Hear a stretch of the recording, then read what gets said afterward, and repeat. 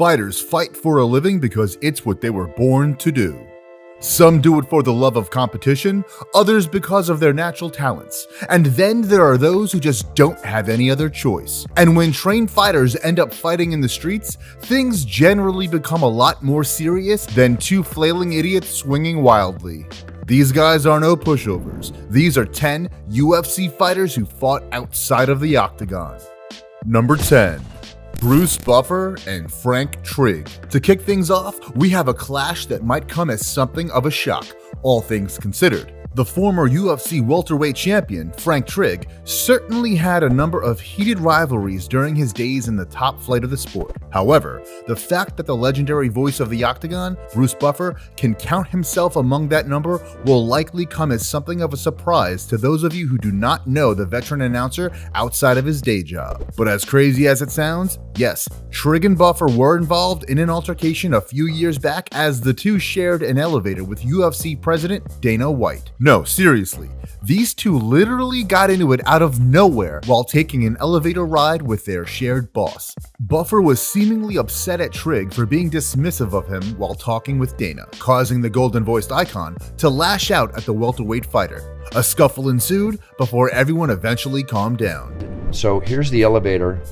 We walk in, I'm at the door, Frank is over here, Dana's over here, and I turn to Dana, what a watch. Now, I'm sorry if I interrupted the brief moment they were having, him asking for a job or whatever the case might be, because I don't mean to do that. But when I did that, I got a ridge hand. He's over here, I'm facing here, and I get a ridge hand in my throat. And I turn around and I'm like, Frank, you hit me. Why the F did you hit me? And he said the wrong thing to me. He said, well, what are you gonna do about it? So I just reacted. It went boom, boom, and then it was on.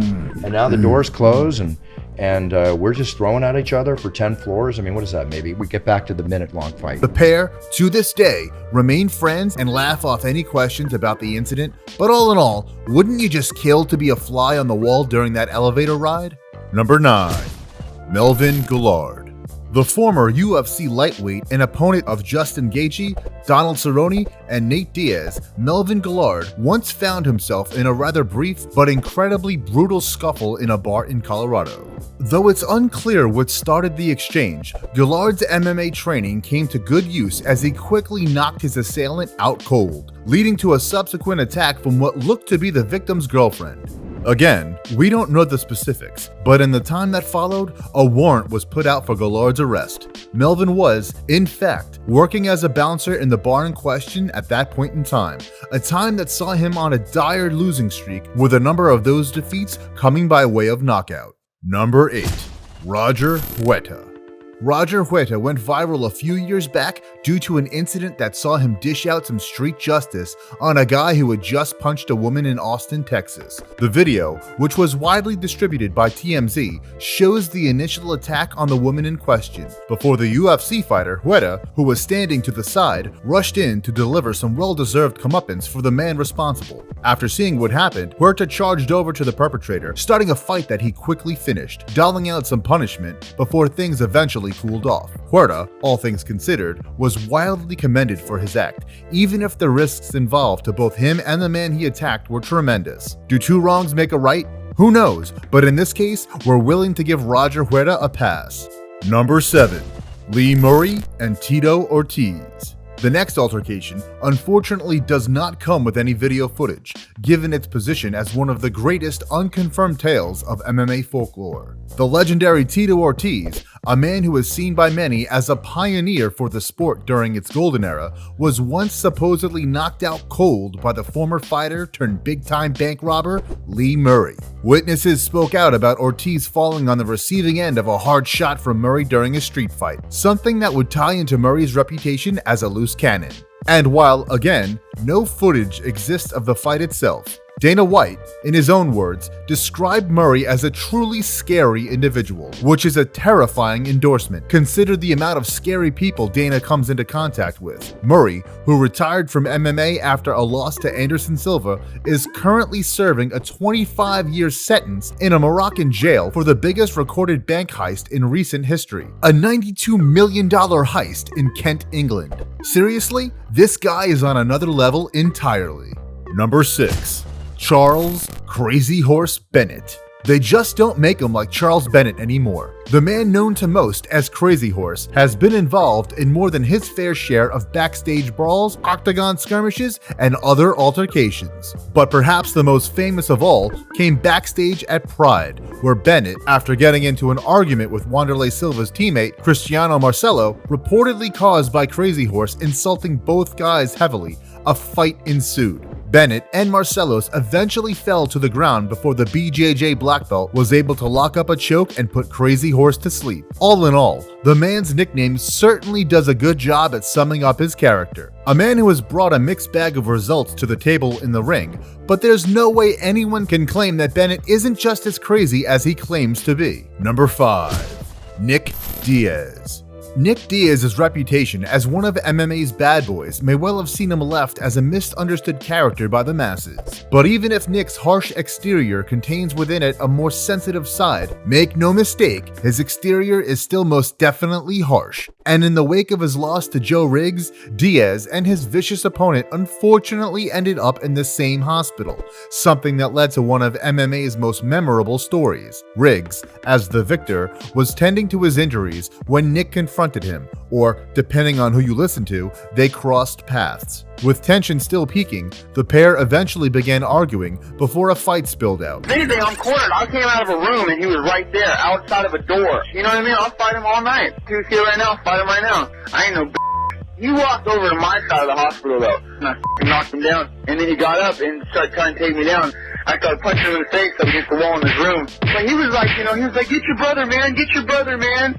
Get your brother, man, please, and I was, he's like, get your brother, he's crazy, I'm like, you.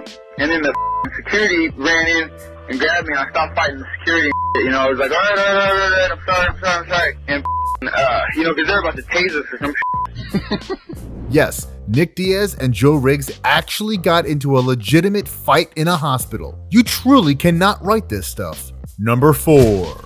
Conor McGregor and Cody Garbrandt. One of the more famous entries on our list comes in the form of the brief but heated brawl between Conor McGregor and a number of members of Uriah Faber's Team Alpha Male Gym during season 22 of The Ultimate Fighter. McGregor, being McGregor, was in the middle of antagonizing the former UFC bantamweight champion TJ Dillashaw, accusing him of ditching his teammates in favor of a full-time link-up with his striking coach, Dwayne Ludwig. And though that prophecy turned out to be fully correct, TJ's teammate Cody Garbrandt immediately jumped to Dillashaw's aid, setting off a full-scale skirmish between the opposing sides. Dillashaw and Garbrandt would, of course, eventually become heated rivals, but even now, Cody's willingness to defend his one-time sparring partner was certainly admirable.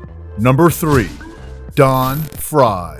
You really do hate to see a legend of the game taking this type of punishment. But while in attendance of a fight show in a casino back in 2007, MMA legend Don Fry found himself on the receiving end of a hard left hook after getting into a fight with one of the show's attendees, Sonny Westbrook, who was a bodyguard to the famous TV star Dog the Bounty Hunter. Fry, who later admitted he was blind drunk and loaded up on painkillers, initially dropped Westbrook with a punch but was unfortunately knocked out himself after his adversary returned to his feet. The resulting video immediately went viral, with many of the sport's biggest personalities sending their well wishes to Fry during this time. With such a memorable resume behind him, stories like these only serve as a painful reminder of the difficulties of post-fight life. Number 2. Michael Bisping. There was once a point in time where Michael Bisping could have been described as brash or as a hothead, but with him now in his 40s, though his wit is quicker than ever, to say that the Count has left his reckless days behind him would be putting it lightly. And in a recent discussion on his podcast, Believe You Me, Bisping revealed that he had taken the moral high ground upon being randomly punched at a concert in Bourbon Street this year. According to the former middleweight champion, a few sharp words were exchanged, but when his assailant took things to the next level and punched the UFC legend in the face, Bisping's response was to simply laugh in his face and walk off. So when he hit me and it was so soft, I instinctively just started laughing my head off in hysterics. It wasn't planned, I wasn't posturing, I literally just started laughing at him. I was like, oh my God, is that it? Is that it? And then I looked around and Rebecca was a little concerned. So I just walked away. I wasn't going to start getting into a brawl in the middle of Bourbon Street with a bunch of guys. Had the same thing happened a decade earlier, chances are the Brit wouldn't have shown such mercy. You want to talk about composure? Look no further than the maturity of this Actogan hero. Number 1. Joe Schilling.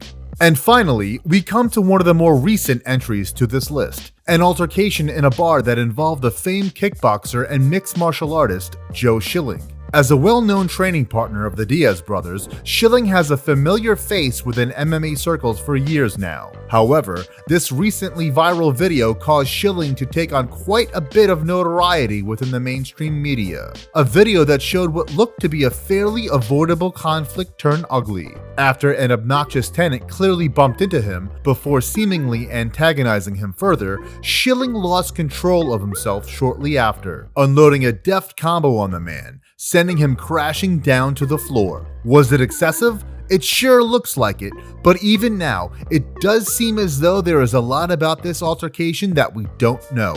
Given that someone was on hand to film the incident, it's difficult for us to tell what exactly the video isn't showing. Either way, Schilling released a statement on the matter next, claiming that the guy was known to be abusive and that he had received messages of thanks from people close to the victim of the knockout blows. And that will just about do it for today's list. Did we miss out on any famous examples of fighters losing the run of themselves in a public setting? Be sure to let us know in the comments section below before subscribing to the channel so you can stay up to date with all of our latest uploads. Thanks for watching.